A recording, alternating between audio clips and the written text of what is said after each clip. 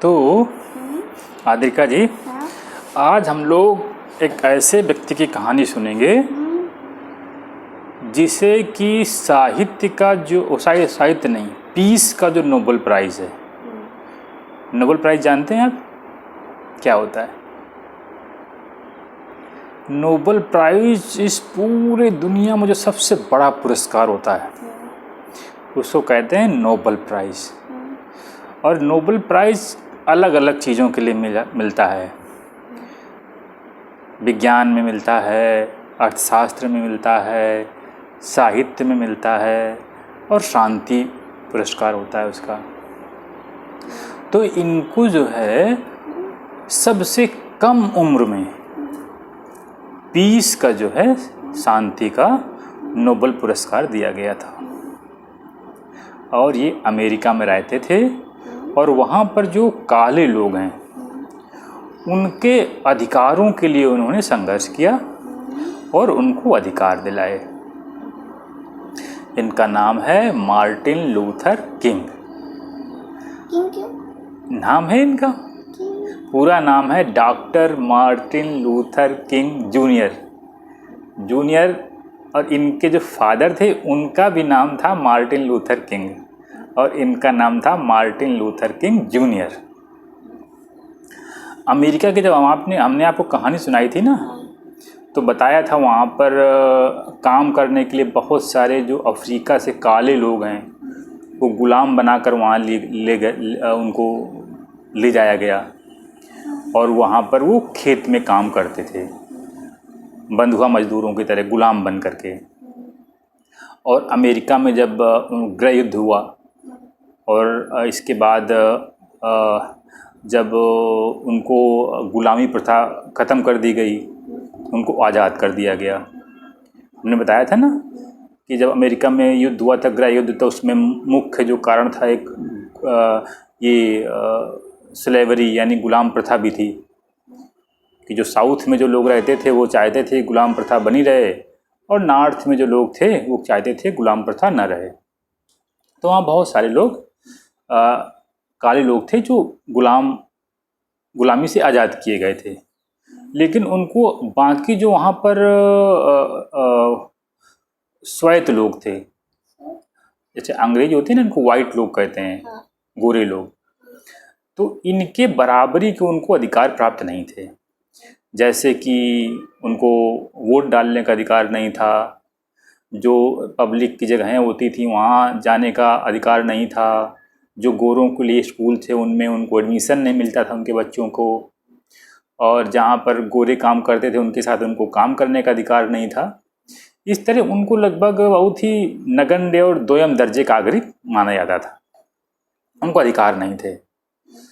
तो इन्होंने जो लड़ाई लड़ी मुख्य रूप से उनको अधिकार दिलाने के लिए लड़ाई लड़ी और इनका जन्म हुआ था 1929 ईस्वी 1929 में। और इनके जो फादर थे वो चर्च में चर्च में जो लोग भाषण देते हैं, जो वहाँ पर जो पुजारी होते हैं, तो वो थे इनके, प्रीचर कहते हैं उसको। और इनके बाबा भी चर्च में प्रीचर थे और ये क्रिश्चियन थे। हाँ, ये क्रिश्चियन थे। तो ये बचपन से ही जब इन्होंने देखा कि इनको गोरे लोगों के बराबर अधिकार प्राप्त नहीं हैं, तो इनको बहुत नाराज़गी रहती थी।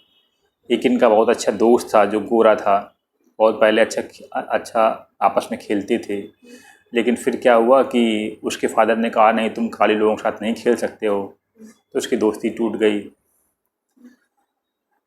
और ये बचपन से ही बहुत भावुक थे।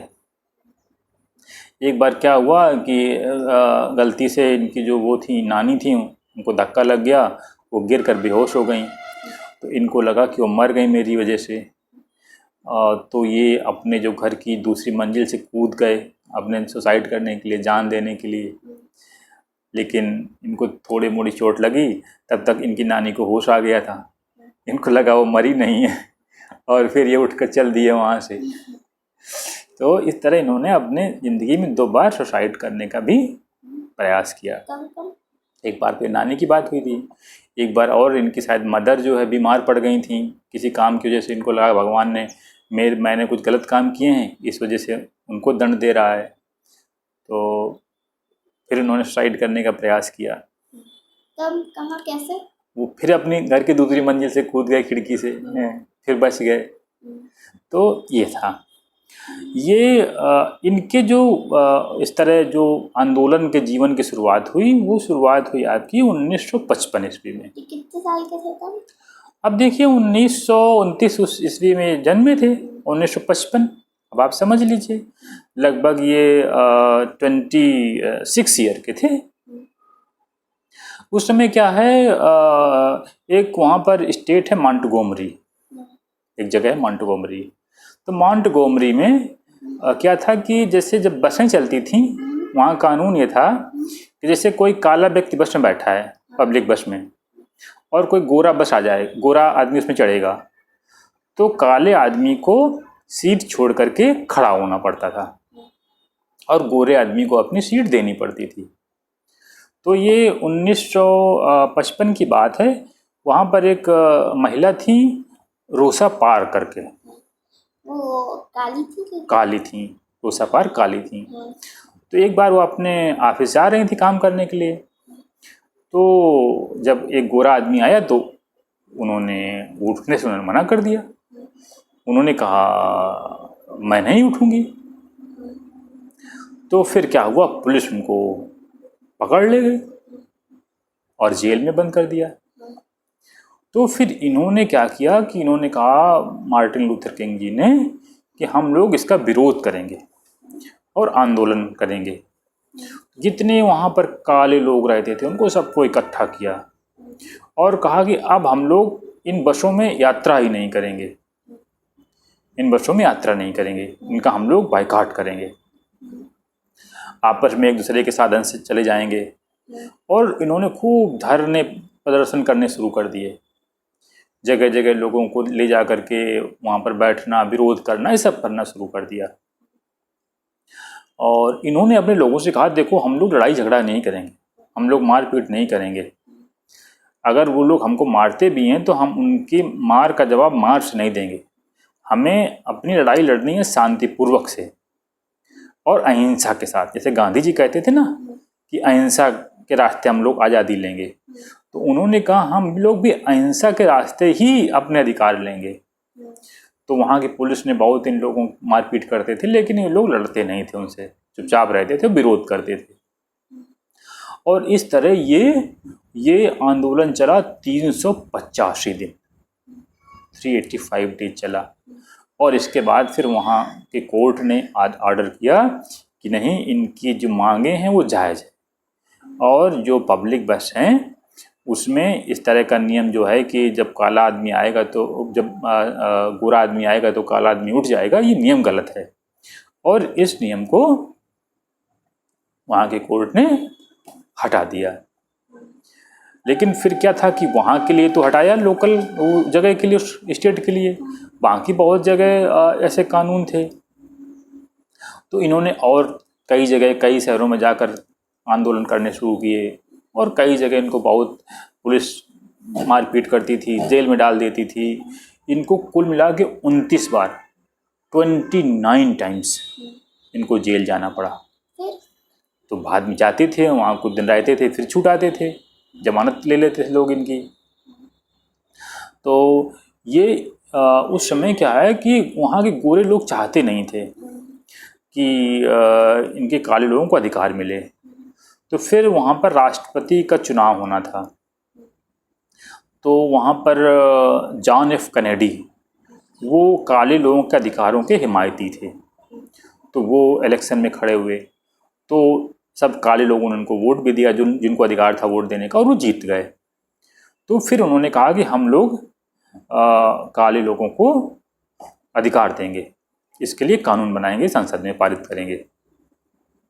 तो इससे गोरे लोग बहुत नाराज हुए और फिर एक बार वो जा रहे थे, वो गए थे एक थिएटर में कुछ शो देखने, जॉन एफ कैनेडी। तो एक आदमी ने उनकी हत्या कर दी। तो कुछ लोग ये भी कहते हैं कि जो गोरे लोग थे जो विरोध करते थे कि काले लोगों को अधिकार न दिए जाएं, उन्हीं लोगों ने ही इनको मार डाला।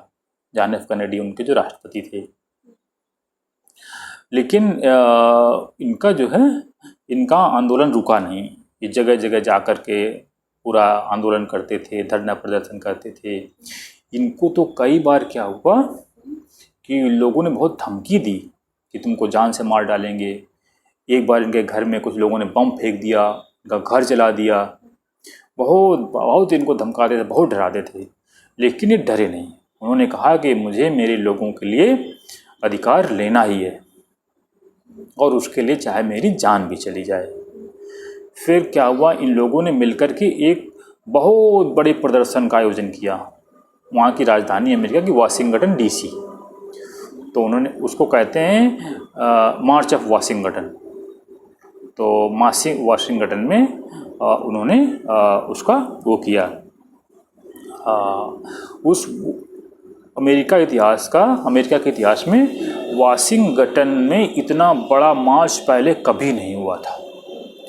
लगभग उसमें आप ये समझिए 2.5 लाख लोगों ने उस ज़माने में भाग लिया था। पूरे देश से काले लोग, बहुत सारे गोरे लोग भी इसमें शामिल हुए जो चाहते थे कि कालों को अधिकार मिल जाए, वो लोग भी शामिल हुए और 2.5 लाख लोगों ने उस प्रदर्शन में शामिल हुए। और क्या हुआ कि उसमें उन्होंने अपना एक भाषण पढ़ा। वो जो दुनिया के सबसे प्रसिद्ध भाषण में से एक भाषण माना जाता है। वो अभी तक का सबसे फेमस लोग उसको भाषण कहते हैं। उस भाषण का नाम था आई हैव अ ड्रीम। उस भाषण का नाम था, जो उन्होंने भाषण दिया था उस सभा में, उस प्रदर्शन में, मार्टिन लूथर किंग ने, तो उसका नाम था आई हैव अ ड्रीम। उसमें उन्होंने कहा था कि मैंने अमेरिका के लिए मैंने एक सपना देखा है और मैंने ऐसा सपना देखा है कि जिसमें काले और गोरे बच्चे एक साथ खेलें, एक साथ एक दूसरे के दोस्त बनाएं और काले और गोरे लोग मिलकर अमेरिका की प्रोग्रेस के लिए काम करें, जहां एक दूसरे के रंग के आधार पर कोई भेदभाव ना हो। उस भाषण में उन्होंने कहा था कि मैंने एक ऐसा सपना देखा है अमेरिका के लिए। तो उनको बहुत दूर दूर तक लोगों ने सुना और उनकी बड़ी प्रशंसा की। इसके बाद जब कैनेडी ख़त्म हो गए तो दूसरे राष्ट्रपति आए, लिंडन जॉनसन। तो उन्होंने कहा कि इनकी मांगें जायज़ हैं और फिर उन्होंने अमेरिकी सांसद से उन्होंने कानून बना दिया जिसमें कि काले लोगों के साथ जो भी भेदभाव किया जाता है उनके रंग के आधार पर, उनको स्कूल में नहीं जाने दिया जाता, रोज़गार नहीं दिए जाते हैं और उनके घर अलग बनाए जाते हैं, इन सब पर रोक लगा दी। और काले लोगों को भी सब जगह काम करने का, उनको वोट देने का भी अधिकार दे दिया गया। लेकिन कुछ गोरे लोग बहुत नाराज़ हुए इस कामों से। वैसे भी इनसे बहुत सारे गोरे लोग बहुत गुस्सा रहते थे। तो एक आदमी ने फिर एक दिन क्या हुआ, ये अपने एक होटल में ठहरे हुए थे, तो बालकनी में खड़े थे, तो दूर से उस आदमी ने राइफल से इनकी गोली मार करके हत्या कर दी और ये मर गए।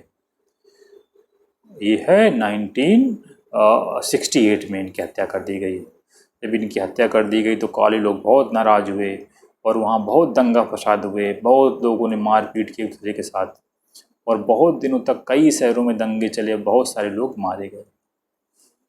मरने से पहले एक लोगों ने इनसे पूछा था कि अगर तुमको धमकी मिलती है और किसी ने मार दिया तो क्या होगा। तो इन्होंने कहा कि मुझे ये चिंता नहीं है कि कोई मुझे मार देगा, मैं मरने के लिए तैयार हूँ, लेकिन अपने लोगों की लड़ाई छोड़ने के लिए मैं तैयार नहीं हूँ। और इन्होंने अपनी लड़ाई जारी रखी और फिर क्या हुआ कि कुछ लोगों ने इनकी हत्या कर दी। वही कोई एक आदमी था, एक गोरा आदमी था, उसका नाम कुछ मुझे याद नहीं आ रहा, लेकिन एक नाम था, एक आदमी था, उसने हत्या कर दी। लेकिन ये अभी तक जो भी महान लोग हुए हैं दुनिया में, उनमें से इनका भी नाम जाना जाता है और इनको अभी भी पूरी दुनिया में लोग बड़े आदर से देखते हैं। बहुत सारी अमेरिका में शहरों के गलियों के नाम, स्कूलों के नाम, बहुत जगहों के नाम इनके नाम पे रखे गए हैं और कई जगहों, कई राज्यों में इनके इनके इनके आदर में एक दिन की छुट्टी भी की जाती है। इतना महान लोग अमेरिका में इनको मानते हैं। दुनिया में कुछ लोगों ने जो बहुत बड़ा परिवर्तन किया, चेंज किया, उन लोगों में से इनका भी नाम आता है, जबकि ये सिर्फ कितनी यंग एज में इनकी डेथ हो गई थी। अब ये इनकी डेथ हो गई थी 39 ईयर्स में, केवल 39 ईयर्स में, लेकिन पूरी दुनिया में ये फेमस हैं और सब लोग इनको बड़ी आदर से देखते हैं। तो ये थी कहानी मार्टिन लूथर किंग जूनियर की। कैसी लगी कहानी? अच्छी। अच्छी? ओके।